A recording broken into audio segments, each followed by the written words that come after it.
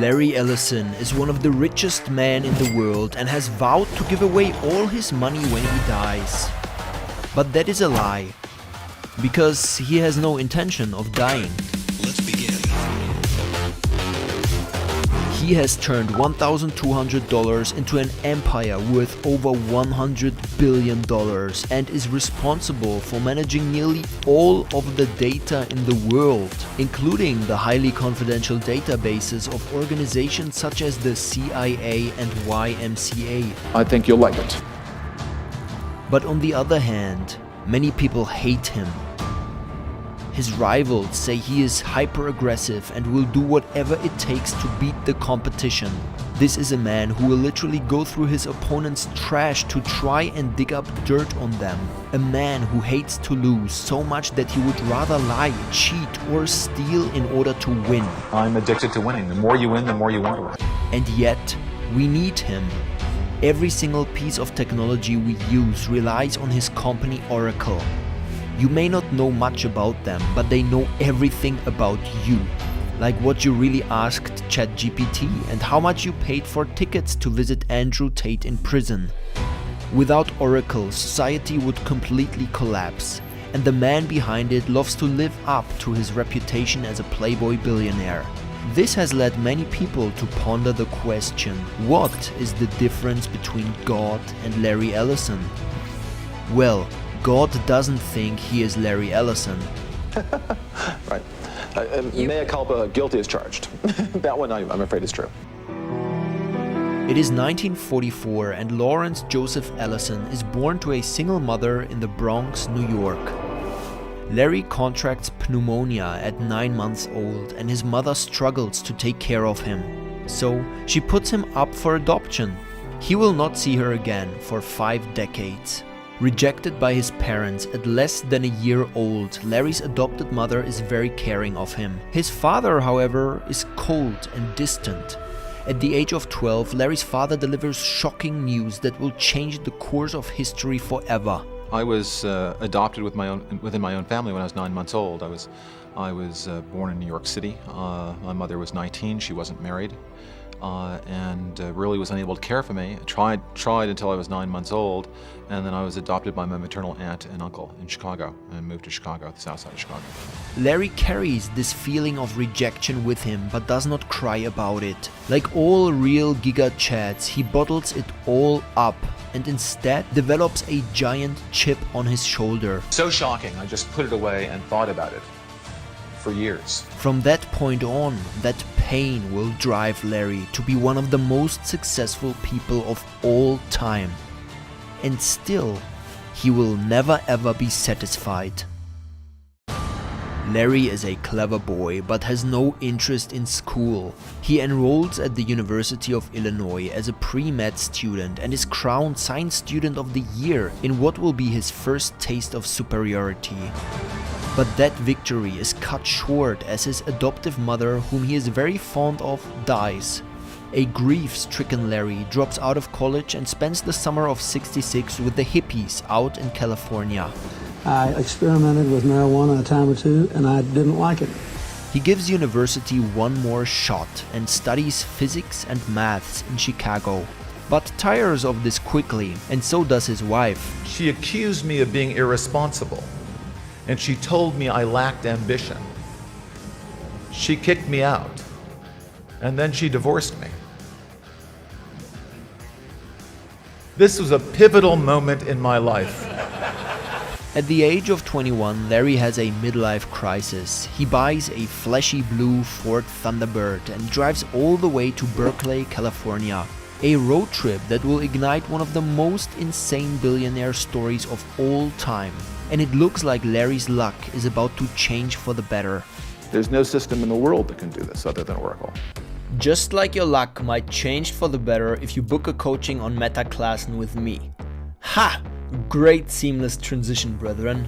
No, but seriously, for the next week I am going to be making myself available for one-on-one video coaching calls on the MetaClassen app. We can discuss anything from career advice to sexual education, but I suggest we talk about my personal experiences and advice on stuff like how I built a career in venture capital coming from management consulting, how I built a business in China and exited after 3 years, or how to build side businesses and start angel investing.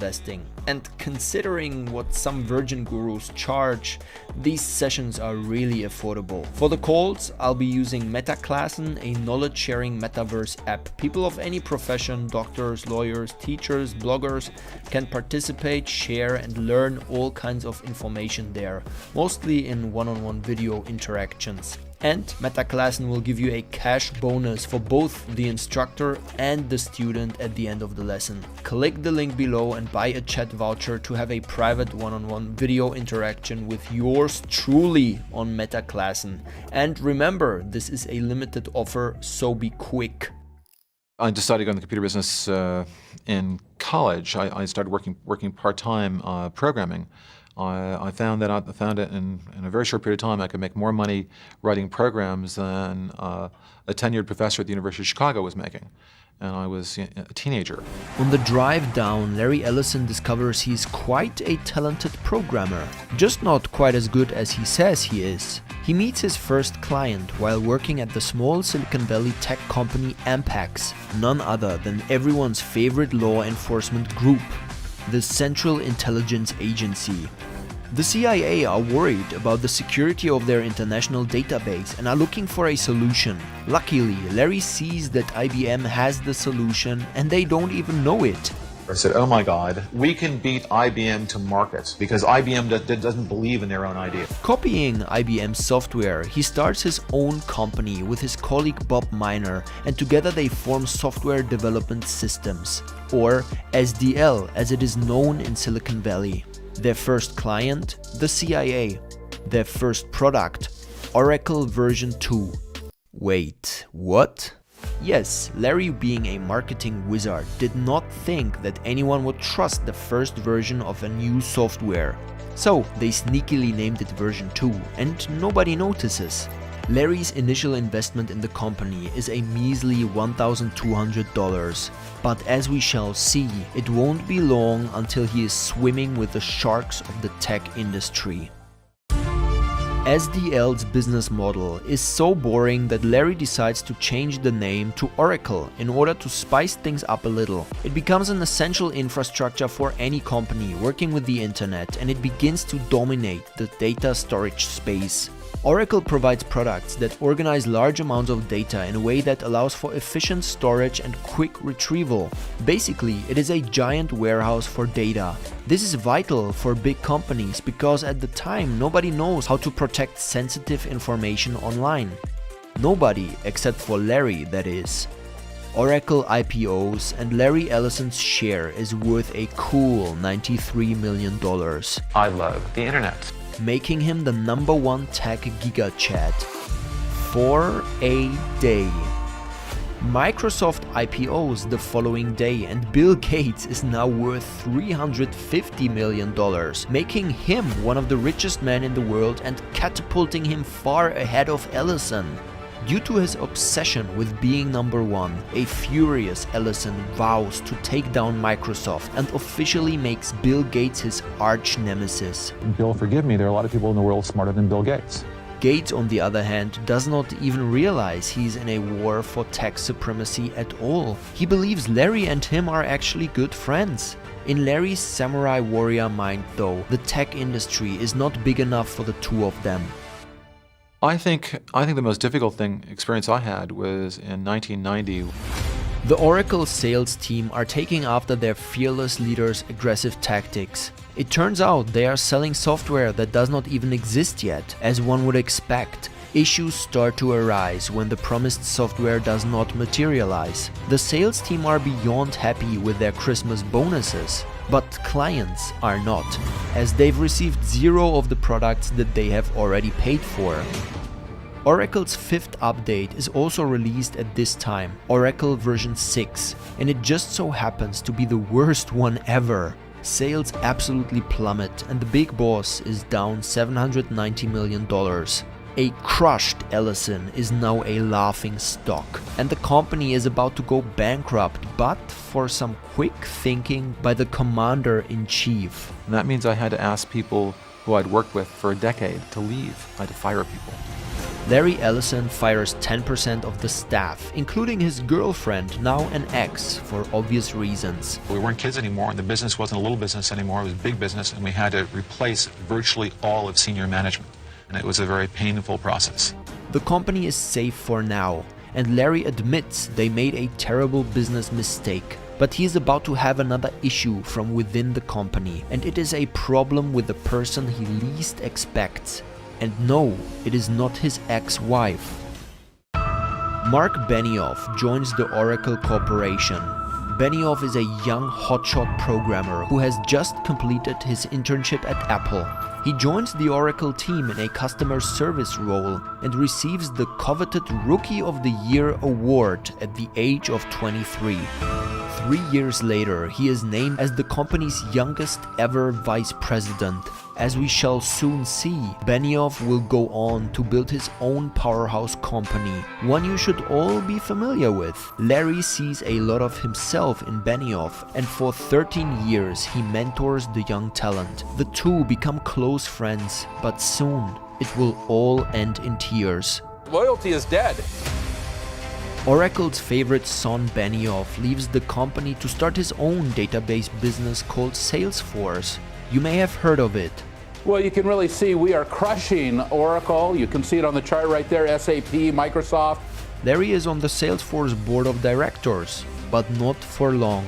The former friends come to blows when Larry starts his own side hustle to directly compete with Salesforce. In what becomes a media frenzy, the pair trade blows and throw digs at each other's companies. The message of this show is proprietary hardware and software is the future.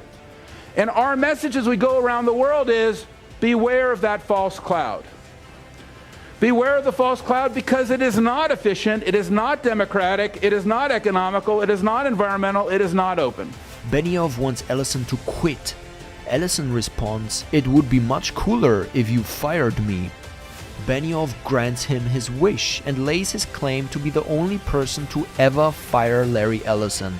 Not one to be outdone. Larry gets the last laugh and he boots Benioff out of an Oracle Open World event that he was to give a keynote speech at.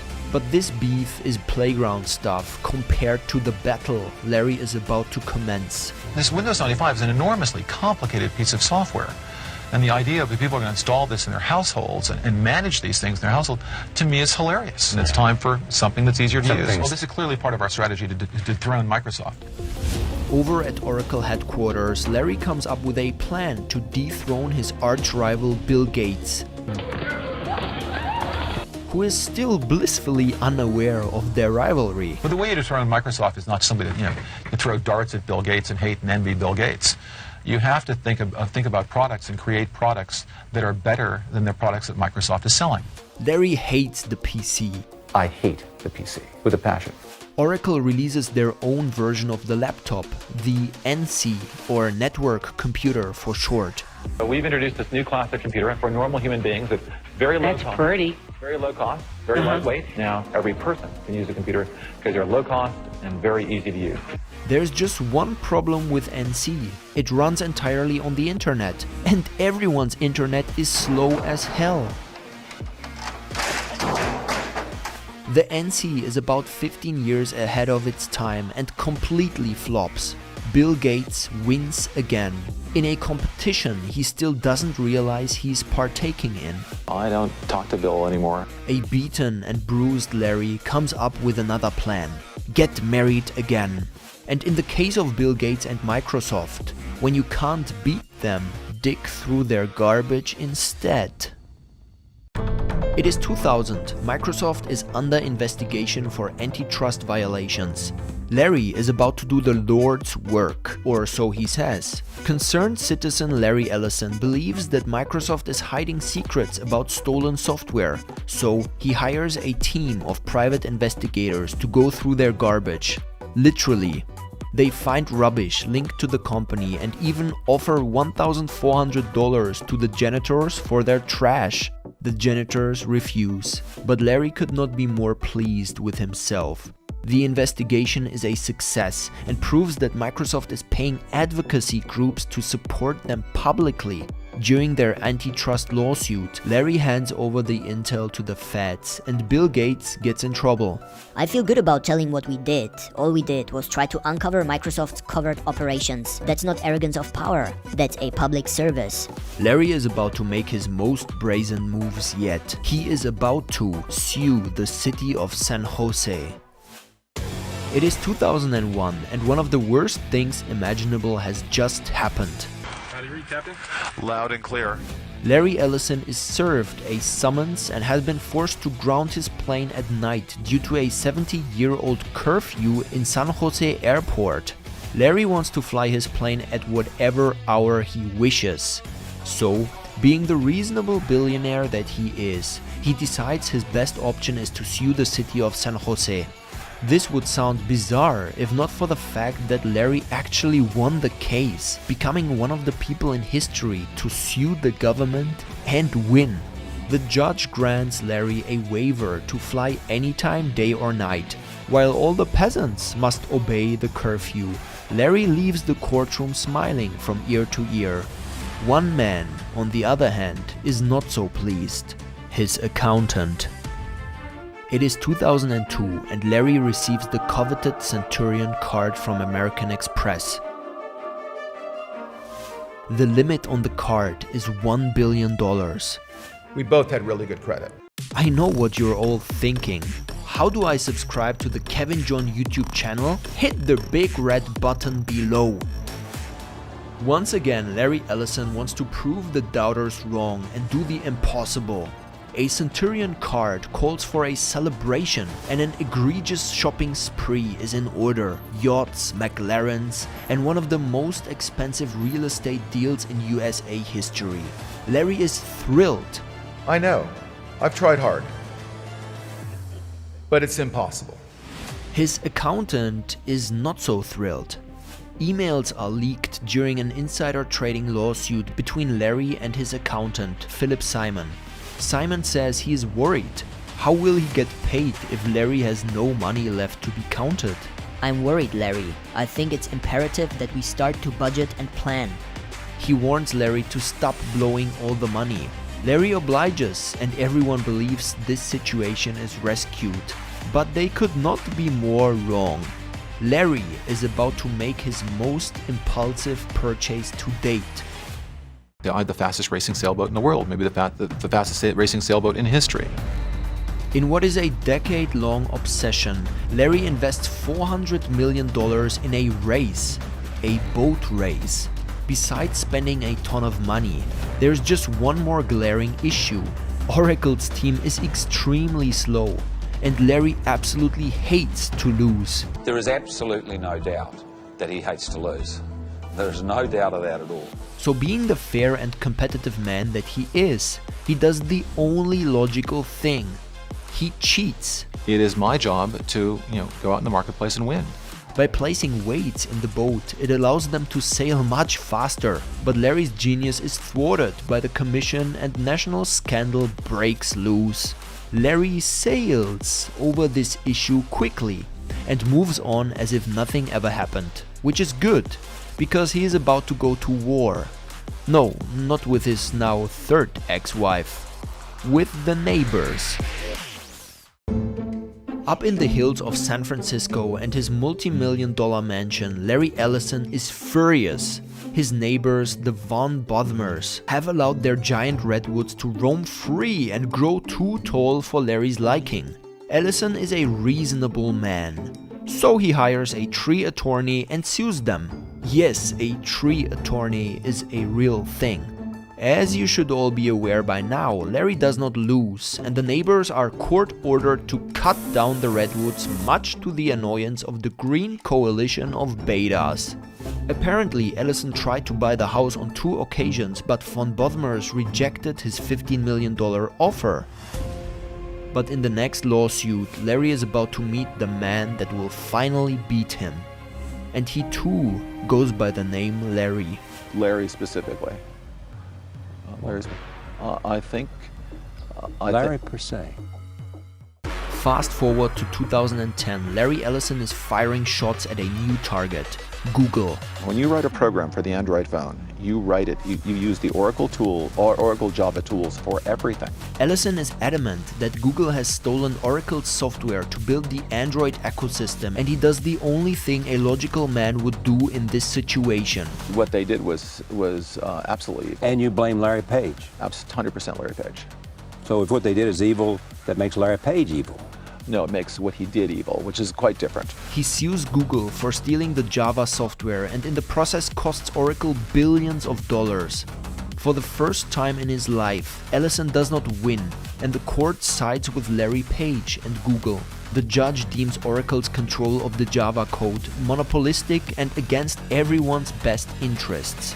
This really bothers me. I don't see how he thinks you can just copy someone else's stuff. It really bothers me. Frustrated that he must follow local laws, he decides to leave America and move to somewhere he has total control and the freedom to do whatever he pleases. But as we shall see, not everyone will be as pleased as Larry, especially his new wife.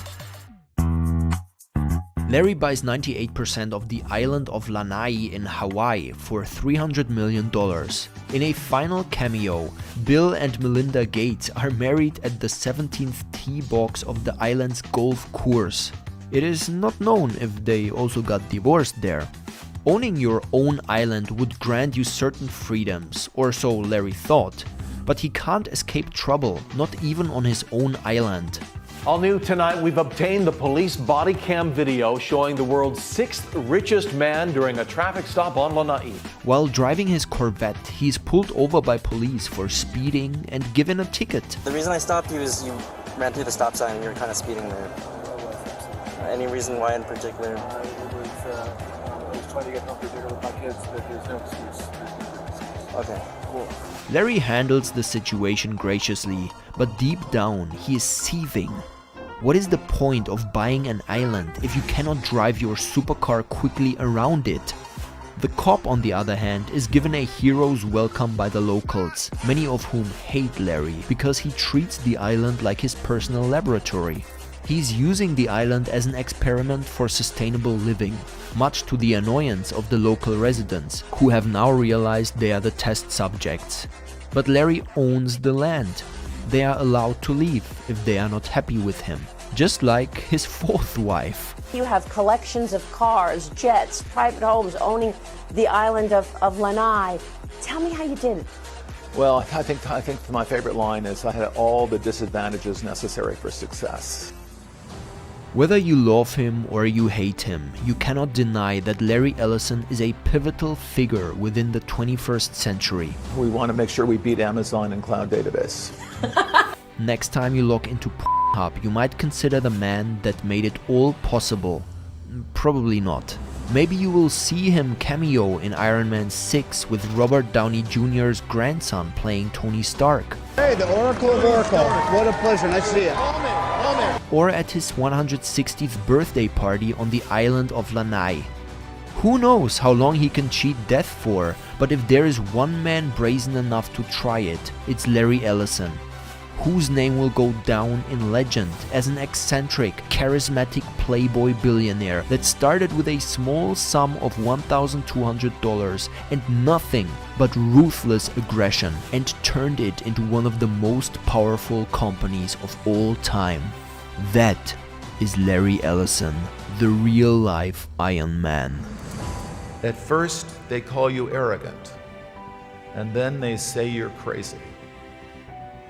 So remember this, graduates. When people start telling you that you're crazy, you just might be onto the most important innovation in your life.